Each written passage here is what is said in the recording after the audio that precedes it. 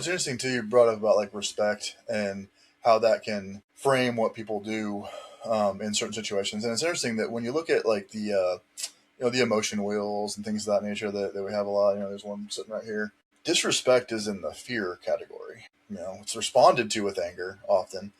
And I remember a long, long time ago, basically what was a neurologist, I believe, was teaching us that with when it comes to disrespect and the fear is basically going back to like a primal brain aspect of like when we were still in either just the very first societies or even still nomadic and stuff like that. And if you were disrespected, often if you did not respond to those in some way to show that you were worthy of whatever respect, the next step was going to be exile from a community, and then you're going to be out there in whatever the brush or the tundra, and you're going to die without everyone. And there's this lizard brain part of us that still does that a little bit, even if it's not, consciously thought about.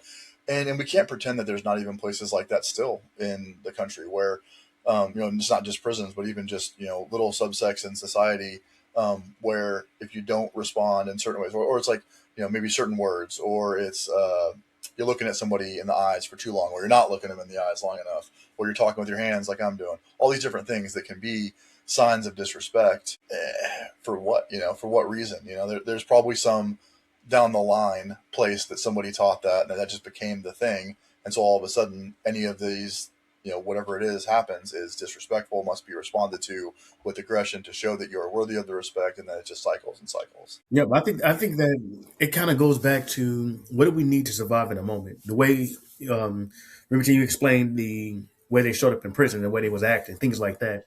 Um, Even in the military, if you're a part of a certain unit, it looks different, right? I worked inside the hospital, and for the last part of my career, and that looked completely different than being in the field unit. So the way we had to do things to survive, natural instinct, kind of like Chris was talking about, but it's one of those things of realizing and trying to figure out when to let it go. When to, like, once I left the military, is there certain things that I could leave with it because I'm out of the survival mode. But again, what comes with it, as we all know, is when a person cannot get out of survival and they don't know how to let it go because this has become their identity. So of course that's when therapy comes into play. But more so than ever, it's how do we get out of survival mode when we become toxic? Because we know that the healthy masculinity is for survival, but what happens when it now becomes our downfall? What is it? They say it takes a lifetime to pull your head out of the jar once they put it in there. So many former Marines that I've ran into over the years just have a really hard time putting the uniform in the back of the closet. And a lot of that hyperaggression or toxic masculinity traits just doesn't work in the civilian world. It really doesn't.